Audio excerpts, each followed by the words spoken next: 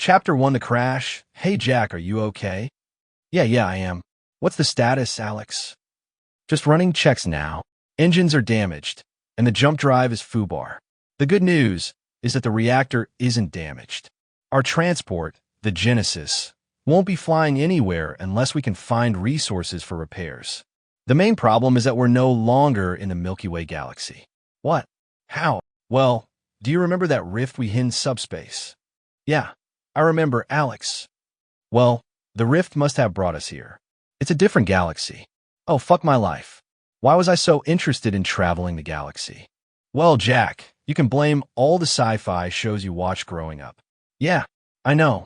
Anyway, Alex, what do we know about this planet we had a crash land on? The planet's atmosphere and size are very similar to Earth's, but its gravity is about 1.1 g, so you'll only feel a little bit heavier. There are plentiful signs of life all over the planet, with great mountain ranges, forests, and a large ocean. About 70% of the surface is ocean, with many islands and large continents. There are also deserts. I'll bring up a display of the planet I took before we crash landed. Oh yeah, I see. It's very similar to Earth. Where exactly did we crash, Alex?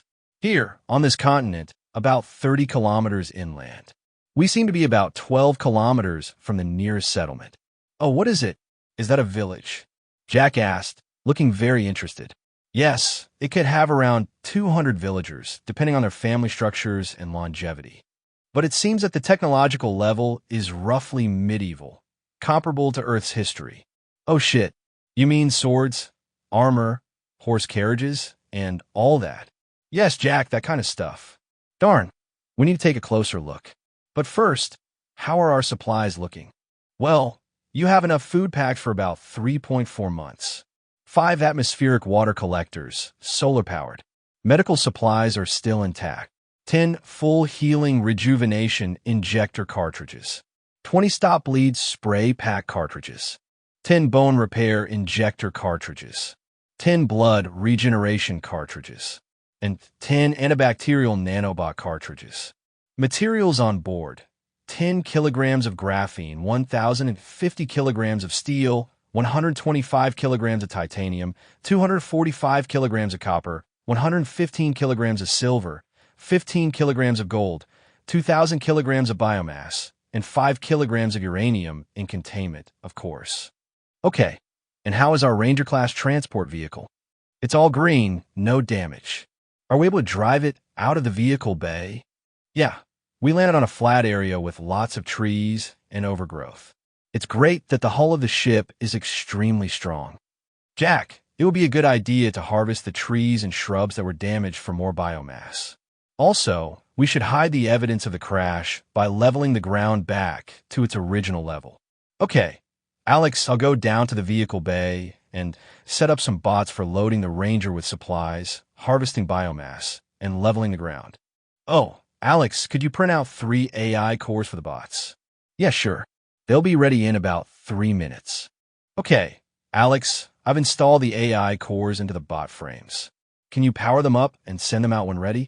Yep, okay, Jack. Oh, and Alex, since this is the time of swords and horses, I think my power armor needs a facelift. Oh yes, Jack, that sounds like fun. Since we're in a different galaxy, the rules regarding the population of this planet don't apply. Yes, we don't have to worry about contaminating them with our tech. This is going to be fun, Alex.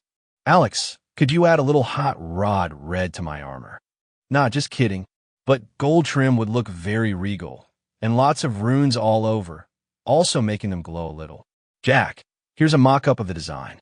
Wow, very nice. You're quite the artist, Alex. Thanks, Jack. I aim to please. How long will it take to finish? About 2.5 hours. It's very detailed work. I'll have a bot move the armor over to the fabricator. Oh, and Alex, I will design a vibro sword and a plasmatic round shield that match.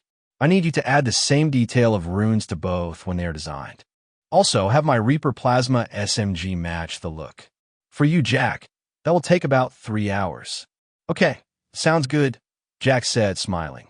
Alex, set the Genesis to defense mode and deploy the camouflage, which will prevent creatures and inhabitants from attempting to take or damage the ship further. Okay, done. Systems are set to defense mode. What about lethality, Jack? Just set it to stun. We only need to scare them. However, if they return, set it to lethal mode for each individual. 3 hours later, wow, they all look amazing. I think we should give the bots the same treatment. After they finish cleaning up, they can act as my guards, controlled by you, Alex.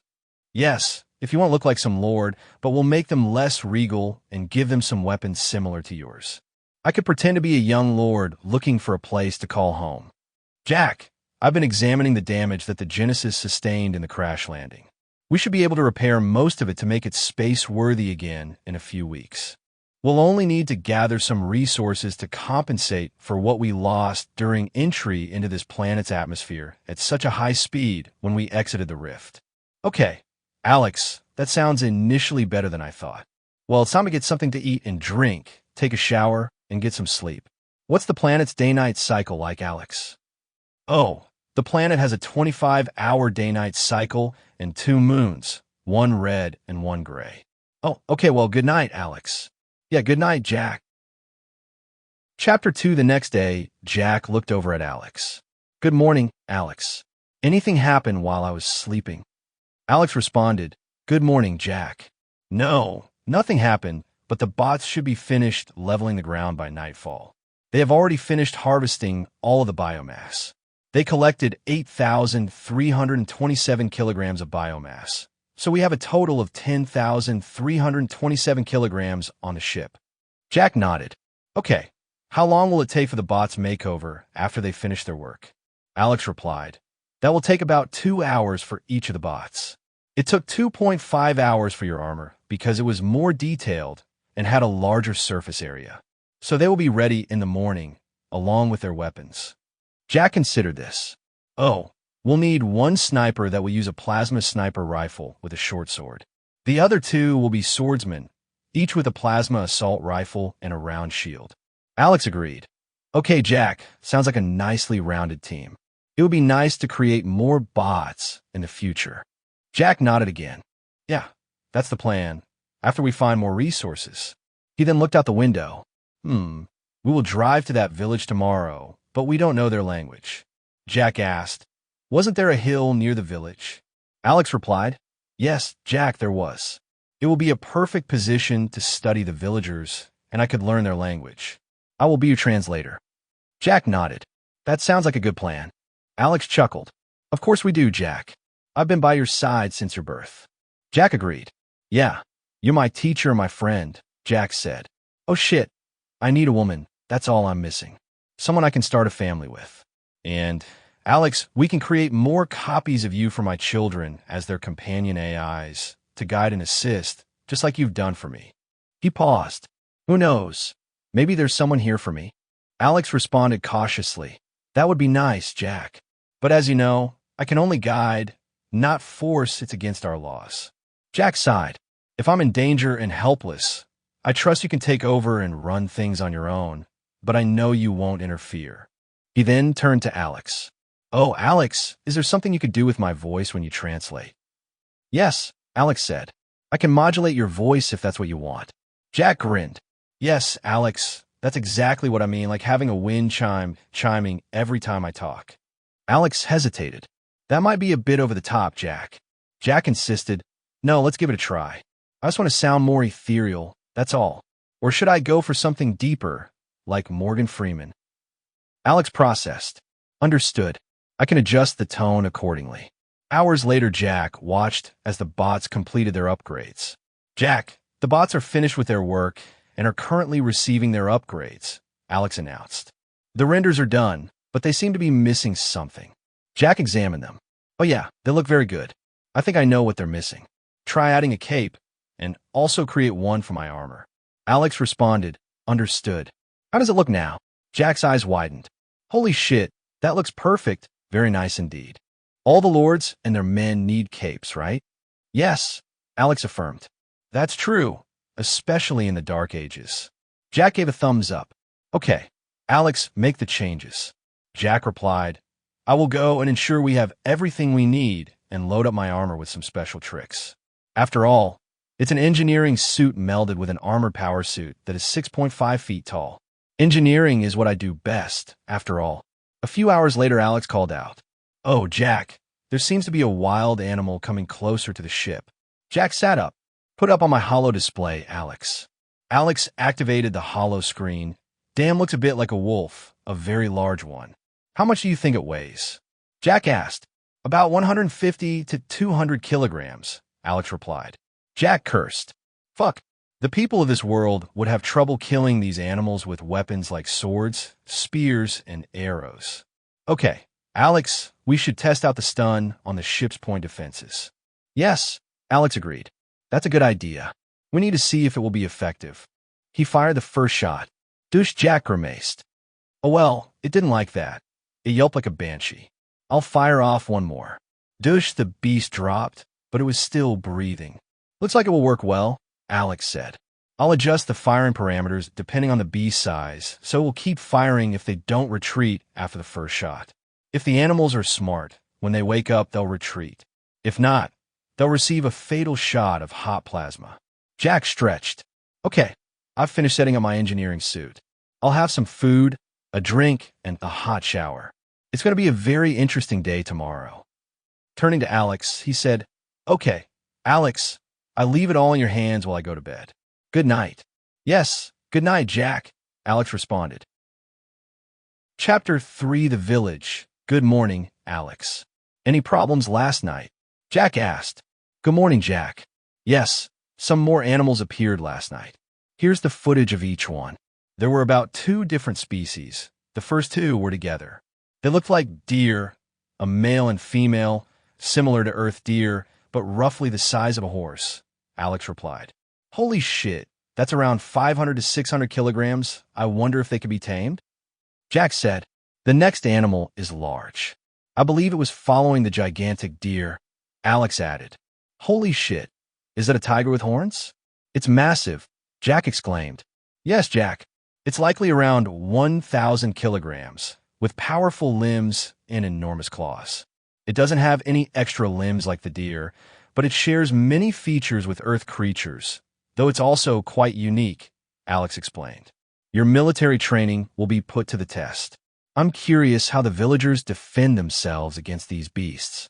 As you saw, I didn't fire at the deer, but when the gigantic tiger came into range, I fired twice," Alex said. "Dush dush. It didn't drop, so I fired plasma round at it. You can see, it fell immediately when hit," Alex continued. "That creature would make a great rug. I think we should harvest all its parts. Who knows? The villagers might buy them, and it could help us get through the gates if there are any issues," Jack said. "Okay, I'll have the bots do all the dirty work," Alex replied. "I've been thinking we need to give them proper names. Calling them bots won't cut it once we arrive at the village," Jack suggested. "True. What should we call them?" Alex asked. "The sniper bot will be called Alex. He'll be the lead, and the sword bots will be Anton and Andrew, all starting with A because they're part of you. You're a quantum AI with few limitations. Your signals can travel across the galaxy instantaneously. That's a huge advantage if things go wrong," Jack explained. "I hope they don't, but we should be cautious. We need to learn their ways so we can blend in," Alex said. "Yeah, that might be tough. I think we'll stick out like a sore thumb," Jack replied.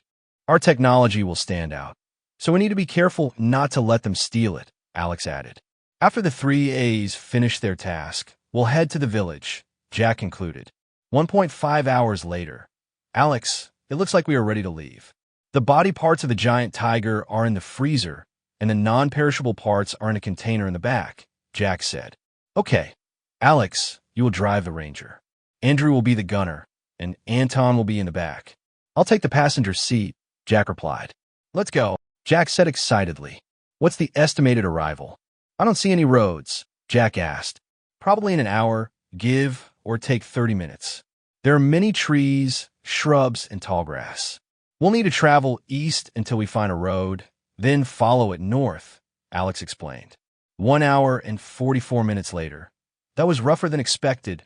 Roads are a must." "We're about 2 kilometers from the village," Jack said. "We're close enough now to start learning their language and see what they look like," Alex added. "I'll use my suit's built-in magnification to observe the villagers," Jack said. "Wow, They seem very human. Most are actually human. What? That looks like a dwarf, and that looks like a person with large animal ears on top of their head. How many do you count? Jack asked. About 219, Alex answered. Small village, then, Jack remarked. I'm tired of all the bouncing before arriving here, so I'll take a nap in the Ranger. Wake me if there are any problems, Jack said. Chapter 4, Meeting the Villagers. Ah, that was a good nap. Did anything happen, Alex? Jack asked. Hey, Jack. Not much. They're just going about their daily lives, Alex replied. They have horses, but they also have two-legged lizards. I believe they are the horse equivalent. Alex continued. I can see guards on the walls made out of sharpened logs. They are called palisades. They are all wearing simple clothing. I think I even see someone who could be the mayor. He's better dressed, and they're all giving a slight bow. He added, very interesting. I have even seen hunters going out in groups of 3 or 4 villagers at a time. The people look about the same height as earthlings. Jack chuckled. Ha ha ha. You sound like an alien. Well, I suppose we are. Alex, is there anything out of the ordinary apart from furry ears and small people? Alex shook his head. Not really. I can even see a blacksmith. And yes, the dwarf is the blacksmith. He's very strong. I think he's a he. Do the females have beards too? Jack replied, What I hope not. That would be so wrong on so many levels. He chuckled. But I have read some novels where that was the case. After that, I stopped reading those novels. Alex asked, Why did you stop, Jack? Well, I thought you'd know why, Jack said. It goes against my beliefs. Women don't grow beards. You'd think it would be part of natural selection. The prettiest would find partners, and those with lots of facial hair. Well, they would have to shave and hide it. Alex nodded. Yes, that is a good point, unless that is one of their fetishes, Jack. Jack shuddered. What? Oh, gross. I almost vomited in my suit. Well, I'm going to grab a drink of water. Hey, Jack, someone is talking about their age and how long they've been on the planet. It's called Venetia, and the current year is 1818. 2 minutes later. Oh, they have a very interesting way of doing their calendar. They don't have months, just seasons. So, 1 represents spring, 2 summer, 3 fall, and 4 winter. Each season has 87.5 days, with the 0.5 representing the transition into the next season halfway through the day. Spring and summer transition together, while fall and winter do their own transitions. So, when you write it down, it would look like this. Alex showed Jack a hologram of how a typical day would be recorded. Jack looked at the hologram. He could see the current date, as mentioned by the villagers, 1/43/1818. Alex explained, the first number is the season, then the day, and then the year we are currently in. I believe it works really well. Jack asked, Oh, so we are in spring? Alex explained, well, going by the position of the sun and the planet's rotation, this part of the world would be spring about halfway through. There should be 4 seasons based on the flora. Alex further clarified, the date definitely indicates the current season we are in. Alex added, Oh, and there's a good-sized mountain not far from the village, about 1 kilometer away. That could be good for resources. So, if we decide to set up a base of operations here, we'll have a resource nearby. Jack nodded. That's good, Alex. That's something we can do if we can establish a good connection with the villagers. Suddenly, Alex noticed, Jack, some hunters are heading this way, from behind us. Jack responded, Well, we better look like we're just camping then, and I'd better start looking more like a lord instead of lying on the ground spying on their village. Alex added, They're still about 500 meters out, so we can try out what I've learned from their language so far. I'll just give them a wave, and they will bring us to the village.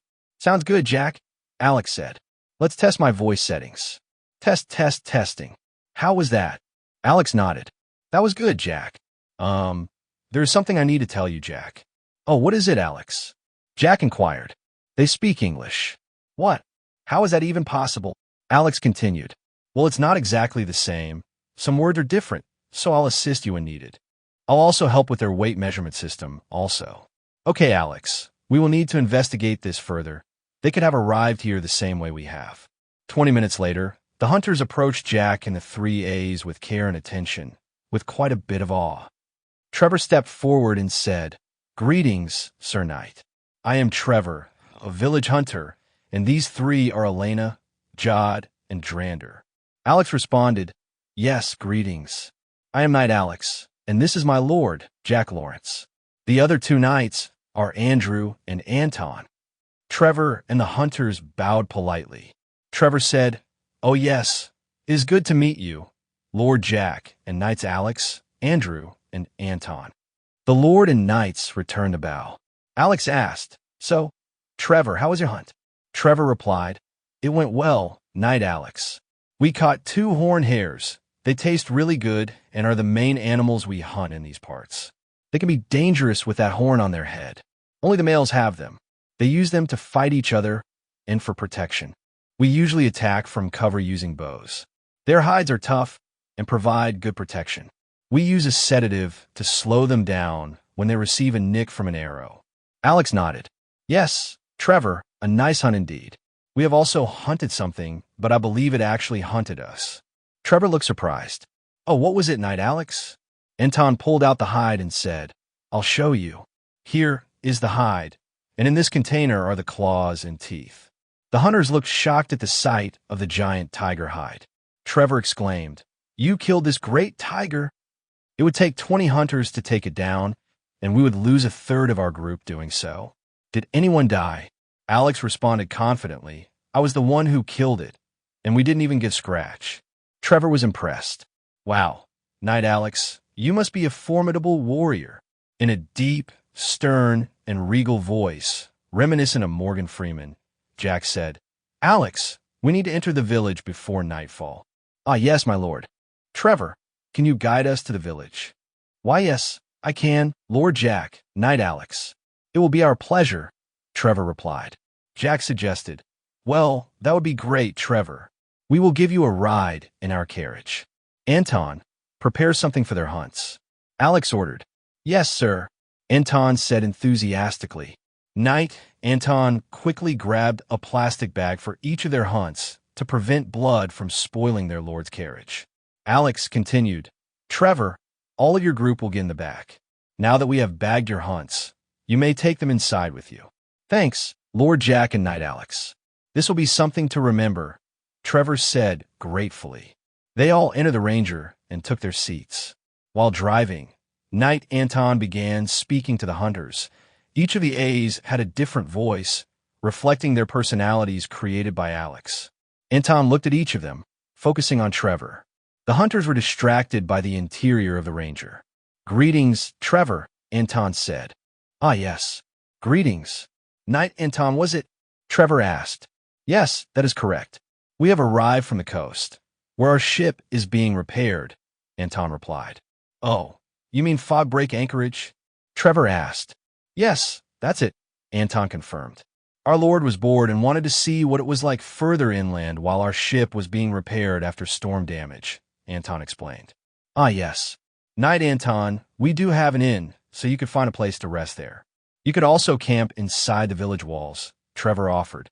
"Trevor, our lord would also like to sell the great tiger parts. We also have the meat," Anton added. "Sir Anton, all the parts are worth good coin. You will find someone, and I can even help sell the parts for you," Trevor offered. "That will be a great help, Trevor. It is much appreciated," Anton said gratefully. Chapter 5 Welcome to Silver Rest Village, Sir Anton. When we arrive at the gates, could you let us out so we can talk to the tower guards? Trevor asked. "Yes, of course, Trevor. I'll let the captain know," Anton replied. Then he pretended to have a conversation with Alex over his built-in headset in his helmet. "It is done," Anton said. Trevor looked at him with a questioning look. "What already?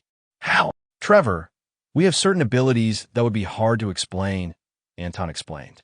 "My lord has many gifts. Take this carriage as an example. He designed and built it, and many, many more." All of the hunters gazed at him with awe. "Wow," Trevor replied.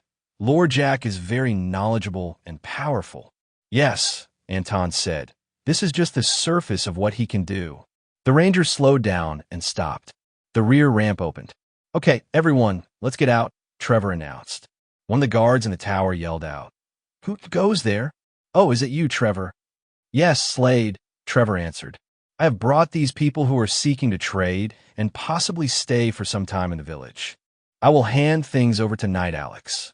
Greetings, Slade said, bowing slightly. Greetings, I am Knight Alex. Next to me are my Lord Jack Lawrence, Knight Andrew, and Knight Anton. We wish to do what Trevor has said. The tower guards bowed in response.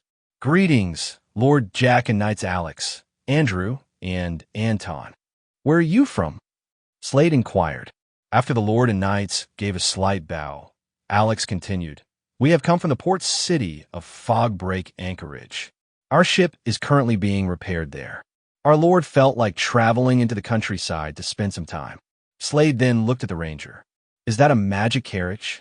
Not exactly. It uses technology. You can have a look inside if you want, Alex replied. Slade turned to someone below and nodded. Then the gates started to open. Turning to his left, Slade said, Tamriel, go and tell the captain and the mayor that we have a lord and his knights here to visit. Slade then walked down the steps to check out the carriage. I'll just have a look inside your carriage. Oh, wow. It is very unique in design. Even the seats look comfortable. Trevor turned to Slade and said, Yes, they are. It was a smooth ride, even over rough ground. Alex suggested, Well, let's all move inside and find a place to park the carriage. After they moved through the gates, they closed behind them. I must go back to my post, Slade said. Thanks, Slade. I will take it from here, Trevor added. After a nod from Slade, Trevor pointed to a spot near the village center for them to park the Ranger. Alex parked the Ranger and then stood guard near it while Anton helped the hunters with removing their horned hairs from the Ranger. Okay, that's all of them. I'll see you around for now. I must also keep guard, Anton said. Nearby villagers stared and chatted, clearly intrigued by the Lord, his men, and the strange carriage. Within moments of parking the Ranger, they saw 3 people. One was the guard sent to bring them. One was a muscular man in his 30s with leather armor, and a well-dressed man in his 40s. The mayor greeted them with a bow. Welcome to Silver Rest Village. My name is Knox, the mayor. This is Brock, the captain of the guards. Brock bowed at the same time. Greetings, Brock said. This is my lord, Jack Lawrence. I am Knight Alex, and the 2 over by our carriage are Knights Andrew and Anton. They all bowed slightly when introduced. Let's go to my home to talk about what you need, if that's okay with you, the mayor said. Yes, Mr. Mayor, but first, we have some great tiger parts that we want to sell, along with the meat, Alex replied. Wow, a great tiger, Brock said excitedly. Yes, would you like to see the parts, Captain Brock? Alex asked. Yes, I would, Brock replied. Okay, they are in the back of our carriage. Let's take a look, Alex said. At this point, Jack spoke up using his regal Morgan Freeman voice. Mr. Mayor, how about we both go to your home and have a chat? Yes, Lord Jack. Let's go, the mayor agreed. Animal parts don't interest me anyway. This way, he added, and they both walked off toward the mayor's house. After opening the back ramp, Alex asked Brock to come in. Here you are. This is the pelt. After opening the container with the other parts, Brock took a look. Wow, it must have been huge. Yes, it was about 1,000 kilograms, Alex confirmed. Hey, Knight Alex, did anyone cut off the right ear? Brock asked. No, Captain Brock. When I killed it, it was with 1 strike through the heart. Why do you ask? Alex responded. One of the witnesses said that the man who was killed by a great tiger had chopped off its right ear. Well, that wound doesn't look fresh and has healed somewhat. I believe this is the same animal that attacked and killed a villager a few weeks back. Where did you find this animal? Brock inquired. Oh, I will bring it up on my holo screen, Alex said. As soon as he did, Brock jumped a little. What is that? Brock exclaimed with wide eyes. Oh, it's a technological display that can show a bird's-eye view of the world, Alex explained, understanding how much of an advantage a map can be. Wow, this is incredible, Brock said, amazed. Okay, here is the site where we were camping at that time, Alex said. He didn't show Brock the exact location. Instead, he pointed to a spot 1 kilometer adjacent for where they crashed. Yes, the beast could have easily made it to that location within 2 weeks. Thanks for the information, Knight Alex. I will inform the family that the beast has been hunted and killed, Brock said. This will give them some closure. My pleasure, Captain Brock. Well, I need to get back to my lord. Could you show me the way? Alex asked. Sure, let's go, Brock replied. Alex turned to Anton. Night, Anton. Talk to Trevor and see if he can help sell the bee's parts and ensure he is compensated for his help. Anton stood at attention. Yes, sir. Alex and Brock then headed off to the mayor's house. While Andrew was keeping guard near the ranger, some children approached. As part of his character, Andrew decided to give them a little scare. Using his suit to magnify his voice, he let out a large GROW yell. The children were frightened, screamed ah, and took off running in all directions. Seeing his success, Andrew couldn't hold back his laughter. Ha ha ha ha. Anton looked around and saw Trevor talking to a couple of villagers. He decided to walk over. He gave a slight bow. Greetings, I am Knight Anton. Both villagers bowed. Greetings, Sir Knight. I am Upton, and this is Dustin. We are both hunters. We have just been talking to our friend Trevor about our new guests and the great tiger that Alex hunted.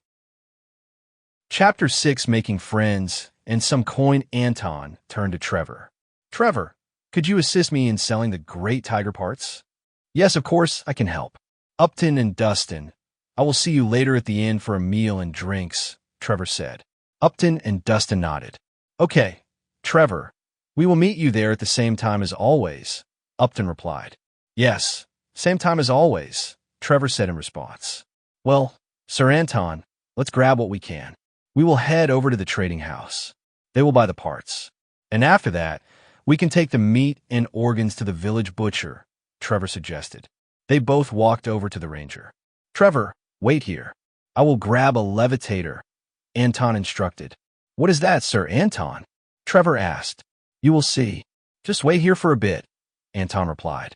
He walked into the ranger and returned with a frame with handles at both ends. Okay, now we just adjust the size of the frame to the container, and we are ready, Anton explained with a smile, knowing what was about to happen next. Okay, Trevor, just press here, Anton said, pointing to a spot. Trevor pressed where Anton indicated, and the whole container started to levitate. Trevor jumped back in shock. What kind of magic is this? Trevor exclaimed. This, Trevor, is another one of my Lord's creations. It's called a levitation frame. It can carry up to 1,500 kilograms. Here's how it works. These buttons will raise or lower it, and this flashing red button acts as a brake or hold, Anton explained. Wow, it's amazing. And it can carry so much, Trevor said excitedly. Okay, I will grab another frame so we could take all the meat and organs as well, Anton added. After Anton set up another levitation frame, they were almost ready to leave. Okay, Trevor, here's another function I must show you. See this small square on the container, about the size of a finger or thumb, Anton explained. Yes, I see it, Sir Anton, Trevor responded. Now, open the container and place only one of your fingers or thumbs on the blue square. Hold it there until it turns green, Anton instructed. Okay, it has turned green. You can remove your finger now. Close the container. You will see the light turn red after you close it, Anton said. Sir Anton, I'm not sure what the purpose of this is, Trevor said. Trevor, just a little longer and you will find out. Now, try to open the container, Anton urged. What? It won't open. What has happened? It won't budge, Trevor exclaimed. That is a lock system my Lord has created so no one can steal from it, Anton explained. To open it, place your finger on the square like before until it turns green, then open the container, Anton instructed. Wow, it worked. I unlocked it. But can't anyone do the same? Trevor asked. I'll show you why they can't. I'll close it again. As you can see, the light has turned red, but watch when I place my finger on the square. See? It hasn't turned green. And when I try to open it, it won't budge. It can recognize each person's fingerprints and thumbprints, Anton explained. What do you mean, Sir Anton? Trevor asked. Each person is unique. No prints are the same, Anton said. This is so handy, Sir Anton, Trevor responded. Okay, Trevor, now unlock the container and open it. Once you've opened it, use the same finger to press the green light again until it turns blue, Anton instructed. Okay, Sir Anton, it's done, Trevor said. Great. As you can see, I can close and reopen it easily, Anton said. Well, we're all set. Let's go sell this stuff, Anton suggested. After setting up each levitation frame, they both went on their way, with many people watching in awe. Trevor showed Anton where the trading house was. After introducing Anton to the owner, Benton, they got down to business. Anton received 20 gold for the pelt and 10 gold for the claws and teeth. The teeth and claws are used in jewelry and other decorations. The pelt can be used for clothing, art, rugs, and even boots. They would have made more, but the big hole in the side of the chest lowered the price.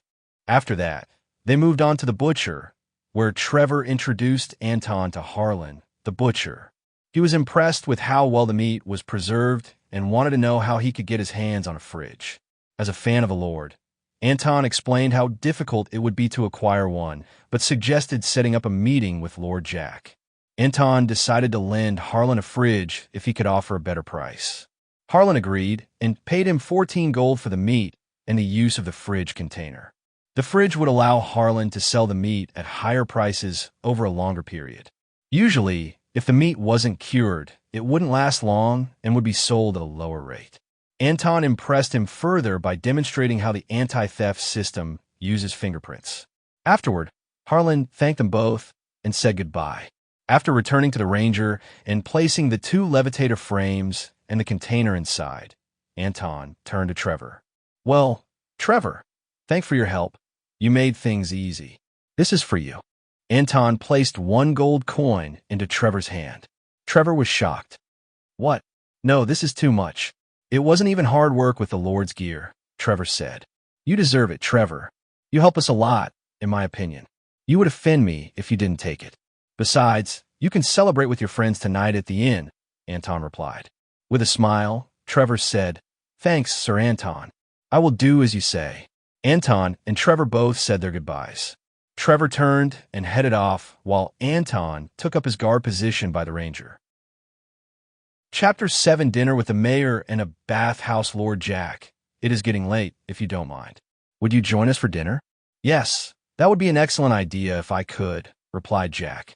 After a bit of light talk and some random chatter about the village and its history, dinner finally arrived. He looked at the meal and said, "This looks good. You must have a great cook." Knox, the mayor, nodded and introduced her. "Lord Jack, this is my wife, Audrey. She is an excellent cook."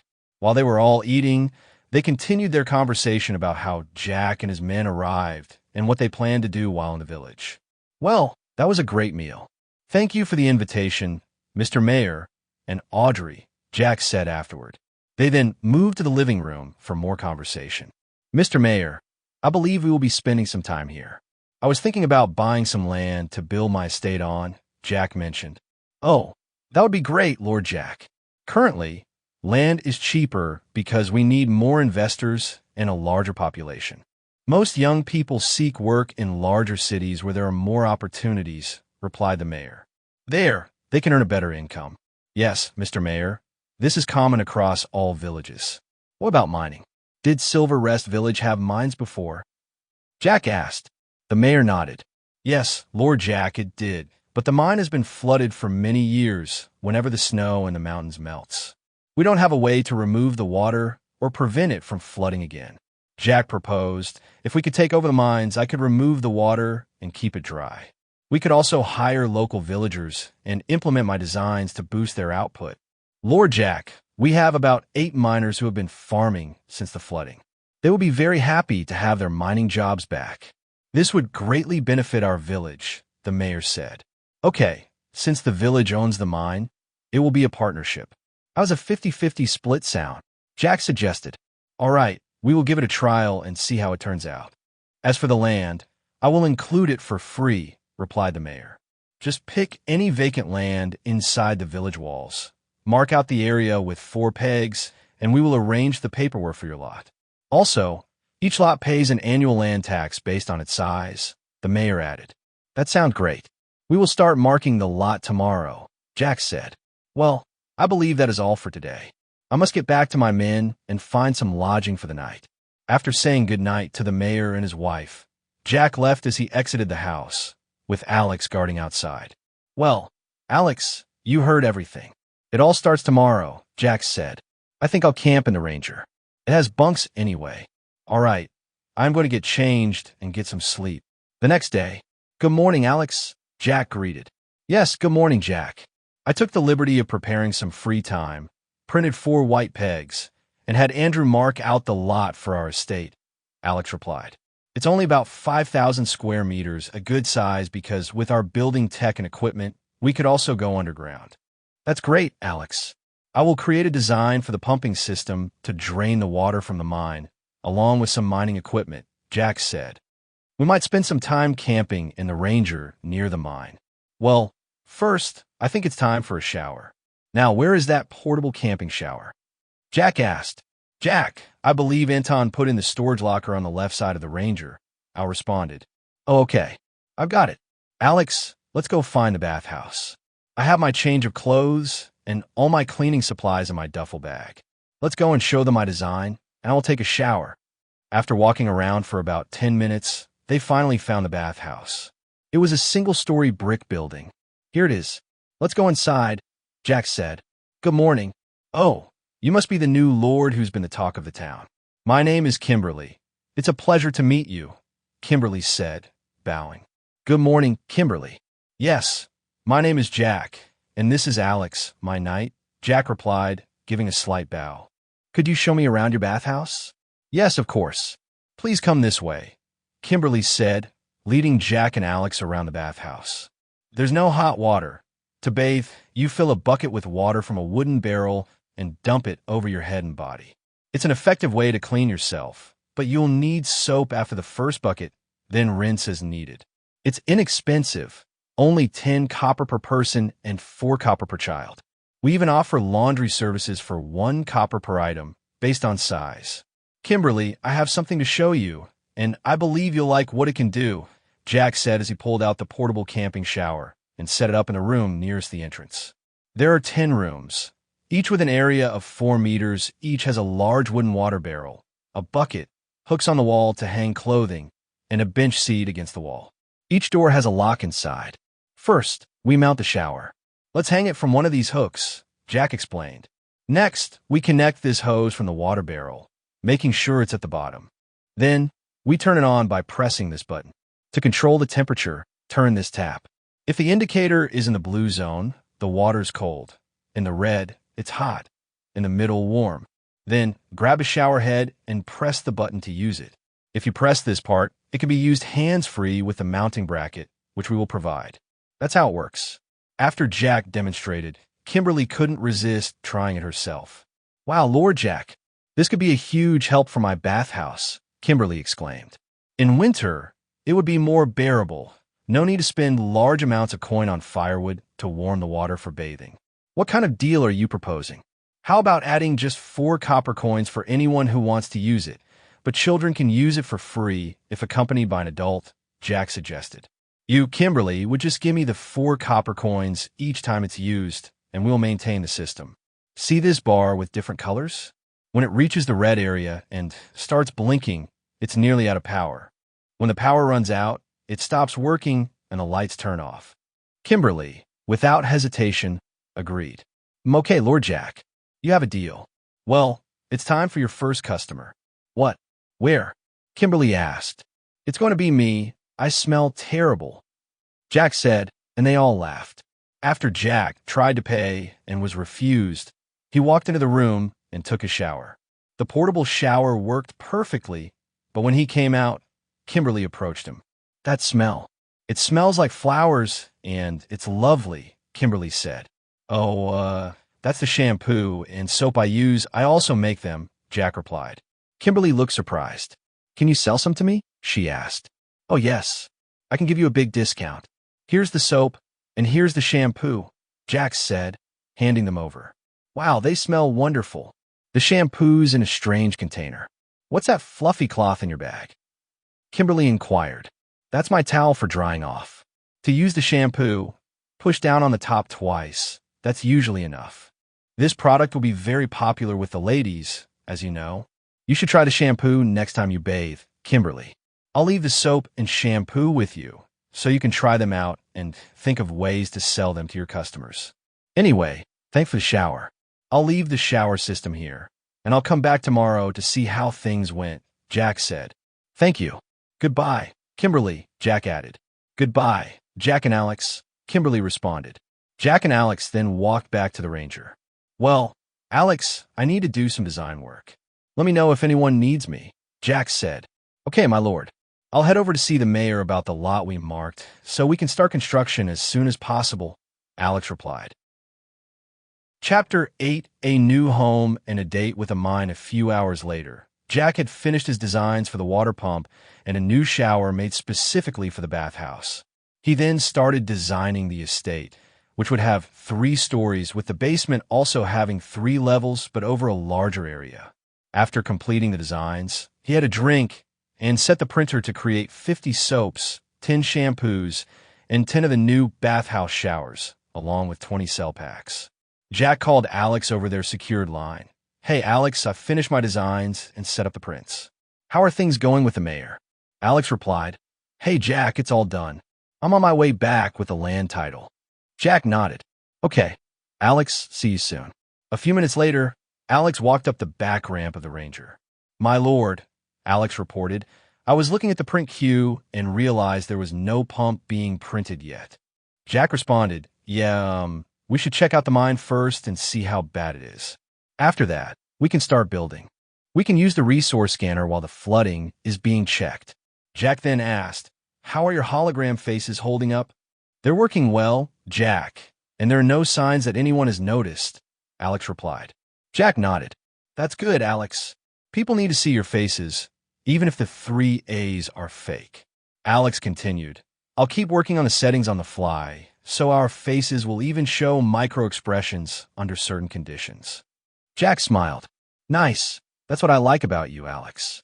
Always doing your best, my friend. Jack continued. And what about the Genesis? Have there been any problems? Alex shook his head.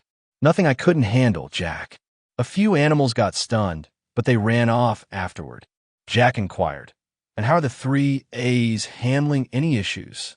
Alex answered, No, Jack, they're all running at peak efficiency. Okay, that's good, Jack said. He then looked at Alex and asked, Alex, I've been giving this a lot of thought. Alex responded, What's that, Jack? Jack explained, Should we keep using bots or switch to organics? Alex replied, Both have advantages. They'd both be loyal to you, but they require energy in different formats. Bots can take more damage, but we just need to armor the organics. The organics can fully undress to prove they're human. Bots can't. Jack made a decision. I've decided, Alex. Here's what we'll do. You will create 100 personalities and place them in a simulated world like this one. We'll accelerate its timeline so that when we're ready to implant them into their bodies, they'll be about 18 to 20 years old. They will be loyal because of their training in the virtual world. Alex nodded. Okay, Jack, I'll get started right away. We will need to gather some blood samples to grow the organics. I will design a mosquito for this mission. After 40 minutes, Jack had finished his design. Alex, here is the design. It has everything we need to gather the samples. We will collect from everyone in the village and have the mosquitoes fly back to the Genesis with all the samples. Alex, take a look at the design and its abilities. Let me know if it needs improvement. Alex then examined the information Jack provided. Propulsion, speed, 80 kilometers h, 49.7 miles per hour, enhanced by graphene nanotech battery, GNTB, agility, 0. 5 seconds to reach top speed, optimized for rapid specimen targeting endurance. Up to 5 hours of continuous flight, extended range for extended mission sensors and avionics, primary sensor, high resolution, low light capable CMOS camera, 1280 by 960 pixels, secondary sensors, inertial measurement unit, IMU, gyroscope, accelerometer, magnetometer, avionics, advanced autopilot system with GPS, GLONASS, and terrain-following radar blood collection, numbing agent, lidocaine, or other anesthetics as required, blood sample size, 10 to 50 ml, adjustable based on specimen and mission requirements, sample analysis. On board, miniaturized laboratory equipment for spectrophotometry, fluorometry, and other biochemical analyses, power and energy. GNTB capacity, 50 milliamp hours power consumption, 10 to 15 milliwatts. Average, 25 to 30 milliwatts. Peak. Energy efficiency, 90% efficient energy conversion, optimized for extended missions dimensions and weight. Length, 1.2 centimeters wingspan, 2.5 centimeters weight, 0.5 grams. Looks great, Jack. We should create a swarm of them, said Alex. Yeah, okay. I will put them in the Fab's queue, responded Jack. Meanwhile, at the front gates, the guards all stood at attention. Good morning, Captain, all of the guards greeted. Captain Brock replied, Good morning, men. Any problems here? Slade responded, No, Captain. The captain responded, Good. Captain Brock continued, You can relax, men. Slade looked at the captain and asked, Captain, what do you think of the new Lord and his men? Captain Brock turned to Slade. Well, I did talk to the mayor about it. They were equipment I've never seen before, and I've traveled all over the country in my younger days. Their carriage is very strange, different from other magic carriages. Even the way they talk to us doesn't seem like true nobles. True nobles are stuck up and wouldn't dare come to a village like this. They'd miss their soft beds. H.A. The captain continued, The mayor said they want to build an estate here, out in the boonies, in our village. It's strange. We'll have to keep a close eye on them. The guards and the captain continued talking about Jack and his men, then about women, food, and beer, things good men like to discuss. Back at the Ranger, Jack then said, Okay, Alex, I'm all done. Let's go talk to the mayor about checking out the mine. Alex replied, I'm finished as well and ready to leave. Jack put on his armored suit, and then he and Alex walked toward the mayor's house to have a chat. When they arrived, they knocked, and after a little while, the door opened. Greetings, Lord Jack and Sir Alex, Mayor Knox said. Greetings, Mr. Mayor, Jack and Alex replied. We've come to ask if someone can take us to the mine so we can better understand what's needed. Oh yes, I will have the mine's previous caretaker meet you at your carriage in 1 hour, the mayor said. That time works for us as well. Thanks, Mr. Mayor, Jack responded. Afterward, they said their goodbyes and went on their way.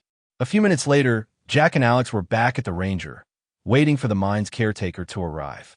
Over a secure line, Jack said, I think we should do some training like the village guard do every day, just to maintain the facade. They probably think we're lazy nobles. Yes, Jack, we should, and with our stats, I believe we'll impress the villagers. This could be a big plus for us, Alex added. After a while, Jack and Alex finished discussing the training regimen they would undertake. A man in his 50s approached Jack and Alex. Hello, Lord Jack and Sir Knight. I am Dean, the caretaker of the mine, he said, bowing. Ah, yes. Greetings, Dean. This is Alex, the captain of my knights, Jack said. They both bowed slightly. I will show you the way to the mine, Dean offered. Okay, Dean. You'll need to ride in front while Alex drives the carriage, Jack instructed. They showed Dean how to enter the passenger side of the Ranger. Wow, I've never seen a carriage like this before, Dean said, impressed. Well, this is the only one on this planet, Alex responded, sitting in the driver's seat. Jack sat in the back with Anton, and Andrew was in the turret. They drove to the gate, received permission to leave, and headed toward the mine. A few minutes later, Dean pointed out, That's the mine over there. Alex jumped out of the carriage, and Jack did too. Before Alex closed his door, he said, Anton, stand guard, and Andrew, keep watch from your position. Both replied, Yes, Captain. After that, Jack, Alex, and Dean walked toward the mine. When they arrived, they saw that a collapse had occurred inside. Well, it looks like we'll have to try something different to clear this rubble. I have an idea, Jack said. Alex nodded. Jack, I think I know what it is. They both smiled widely, even though one was just a hologram. Well, let's go back for now. At least we know where we stand, Jack said. Chapter 9 Fireworks and Improvement. After they all arrived back at the parking area, with the Ranger parked exactly where they had been positioned before they left for the mine. Okay, everyone, disembark, replied Alex. Jack turned to Dean. Thanks for your assistance, Dean. We will let you know when we're set to start mining. They said their goodbyes to Dean. Okay, let's mount up again, same positions as last time, but this time I am riding shotgun, said Jack. After going through the gates again, and a few minutes later, they arrived at the mine once more. Jack spoke with a grin on his face. Okay, Alex, place us in a direct line with what you believe is the mine shaft, he said. Within seconds, they were ready. Alex then spoke. Night, Andrew. Give me a 5-round burst at this location. He added the target's location to the Ranger system. Plasma cannon, ready, Captain, Andrew replied. Fire, said Alex. Dush, dush, dush, dush, dush. Blue bolts of plasma flew out of the barrel of the cannon at blazing speeds. Boom! After the dust, debris, and explosion, steam came out of the mine. Night, Andrew. Give me a report on the shaft's condition, commanded Alex. After switching through multiple visual displays, Andrew replied, Captain, I believe it may need more. There's still a lot of rubble in the way. Okay, another 5-round burst when ready, ordered Alex without hesitation. Dush, dush, dush, dush, dush. Andrew fired again. More blue bolts of plasma flew out of the cannon. Boom! Captain, the shaft is clear. No more rubble, Andrew reported. Good job, said Alex. They maintained the facade of their characters as they went through the motions. Practice does make perfect, after all. Jack couldn't hold it in anymore. I do like a good fireworks display, he said with a grin. Alex drove the Ranger closer. Andrew stayed on board while Jack, Alex, and Anton walked forward into the mine shaft. Once inside, they could see the walls had solidified into a glass-like appearance from the hot plasma. Alex turned on the mineral scanner. Jack, many of these minerals are similar to those on Earth, and some I have never seen before, said Alex. We will collect samples and do some tests, replied Jack. As they walked further, some shaft descended, others branched off, some up, some left and right. The shafts that traveled down were full of water. I'll drop a probe in each flooded shaft and send probes into the rest. It will map out the shaft and minerals, said Alex. Well, I will start collecting resources using my built-in mining suit, said Jack. Several hours later, the probes had finished scanning all of the mining shafts, and Jack had collected enough to build the pumping system. They loaded all mineral samples into one container, and the resources needed for the pump were stored in the fabricator. When ready, they drove back to the village, but were stopped at the main gate. Alex stepped out of the Ranger. Hey, are you going to open the gate? He asked. Captain Brock was atop the wall, looking down seriously. What was that explosion we heard at the mine? He asked. Oh, that. We had to clear all the fallen rocks from the mine shaft, explained Alex. We used the cannon to do it. Alex pointed at the cannon while he explained to Captain Brock. Captain Brock's eyes widened in surprise. That's a cannon, and with that much firepower? He said. Yes, it's quite powerful for its size, replied Alex with a smile. At that moment, Brock decided to let them in, thinking they could just blow a hole in the wall if needed. With a defeated look, he ordered, Open the gates, and if they ever want to go out again, don't delay them. Alex drove the Ranger through the open gates. Just as he was about to park, Jack spoke. Alex, park over by our estate site. Alex parked the Ranger at the estate site. They all disembarked. Jack decided to set up the fabricator for more builds. He queued up the pump, a solar array, power cables, and many hoses with connectors. Okay, it looks like all of the previous builds, bathhouse showers and cleaning products, are done. They weren't that detailed anyway. I'll need to harvest more biomedia next time we travel to the mine, said Jack. Right.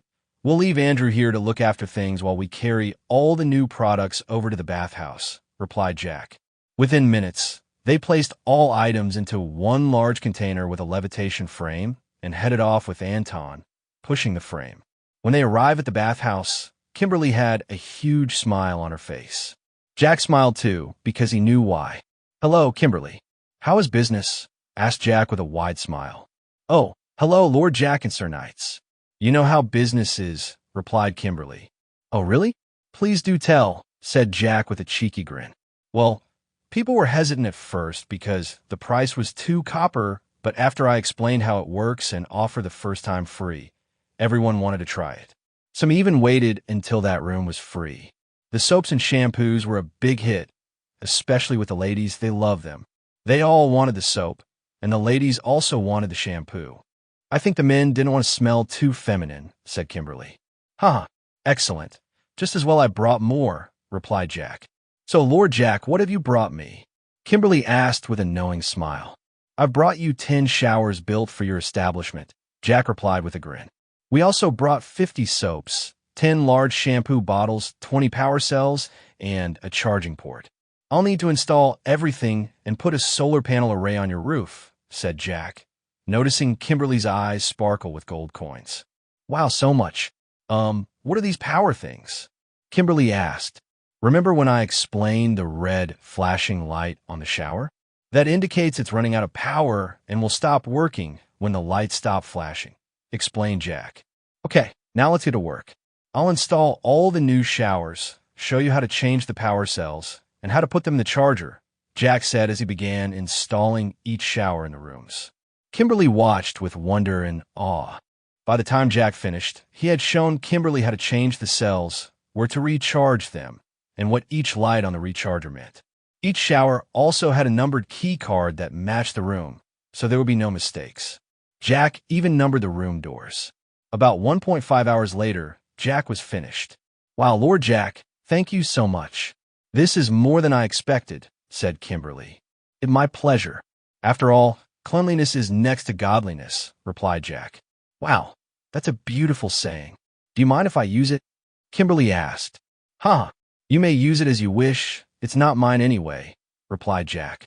Oh, and Kimberly, I think I have a way to solve your water problem, said Jack. Do you collect water from the river near the village? Jack asked. Yes, we do. My husband and father collect it when they're free, Kimberly replied. Okay, that's easy to fix. I'll build a small water pump, smaller than the one for the mine, and create a solar array for it, said Jack. If it's anything like your shower, I'll be happy, Kimberly said with a smile. Okay, we better get back. We have things to do, Jack said. They all said goodbye and went their separate ways. Chapter 10 INAWE Disbelief and Attune. Within minutes, Jack, Alex, and Anton arrived back at the site of the estate. Okay, we need to start our training if we want to look like real knights, Jack said, commenting. We should talk to Captain Brock about using their training grounds, Alex recommended. Yes, you are correct. We could create a disturbance if we train anywhere in the village, Jack said. Okay, I'll go and have a chat with Captain Brock about their training grounds, Alex suggested. While Alex walked off to talk with Captain Brock, Jack was creating designs and queuing up more builds for the fabricator. After 30 minutes, Alex returned to the Ranger. Jack, Captain Brock said we could use the training grounds over by their barracks at any time we like, Alex said. That's great. Let's head over now, Jack replied. He wanted to see what the village guards used when training. They didn't bother leaving someone with the Ranger. There was likely no one able to break in anyway. Within 10 minutes, they arrived at the barracks, a stone building with wooden shutters and a tiled roof that needed some TLC. As they looked around the training grounds, they saw someone maintaining the grounds by cutting the long grass with a scythe, effective for reaping that grass. They also saw wooden dummies that looked more like logs with sticks poking out for arms. Captain Brock was with about 10 of his men. He had a total of 20 guards, 4 always at the main gate and another 6 walking the village's fence line. It must be nearly time for their shift change, Alex remarked. Let's go talk to the captain, Jack suggested. Within a minute, they stood near Captain Brock, who had just finished talking to his men. The men had left to fulfill their duties. Ah, Lord Jack and Sir Knights. Good. You're already here to use our grounds, Captain Brock said with a smile. Captain Brock, I would like to thank you for letting us use your training grounds, Jack said gratefully. You're welcome, Brock replied. Okay, let's start. First, we'll do some stretches to prevent cramps, then a light jog of 10 kilometers, 100 squats, 100 push-ups, and finally some combat training, Jack recommended. What?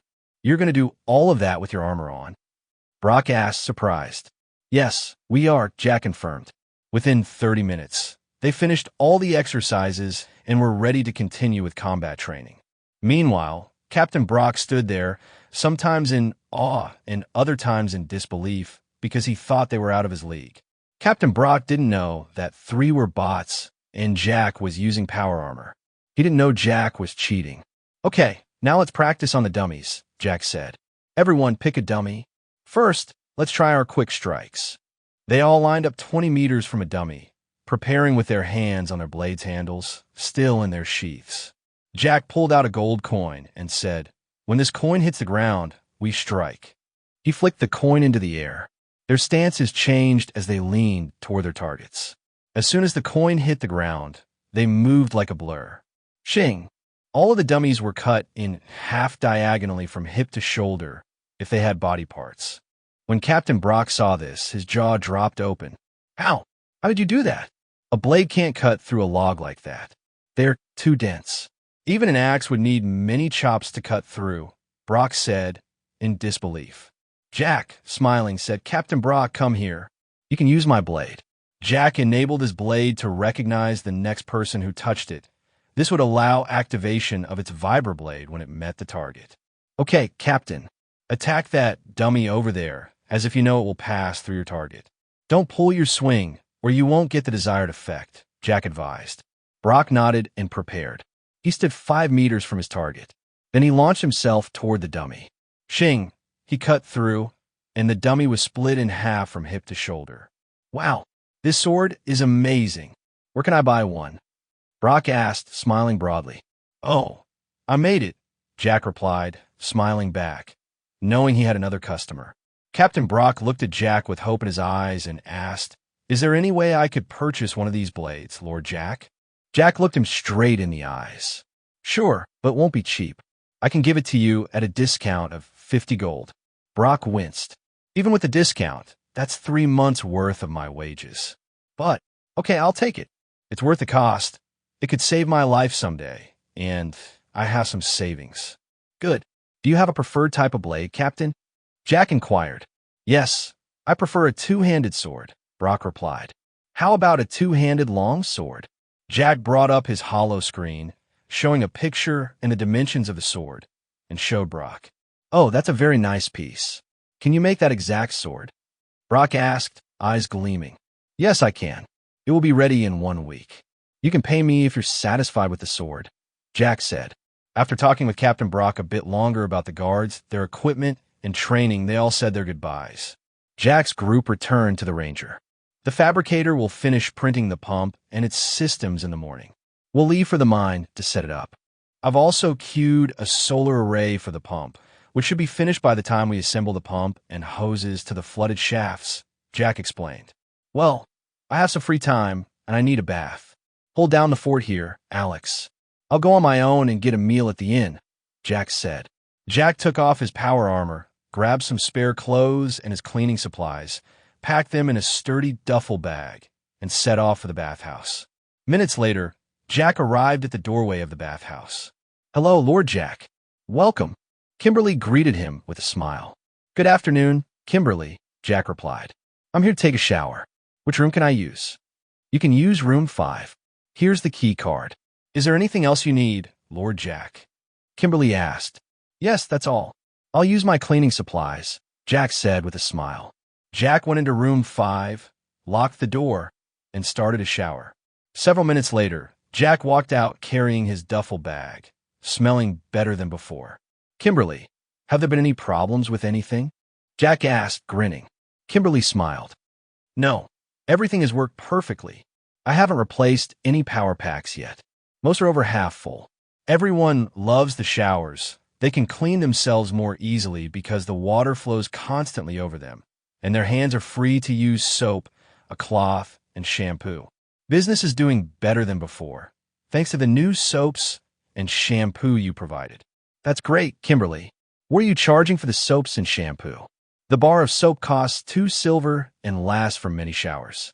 No one wants to share soap, so I sell 1 to each customer. The shampoo.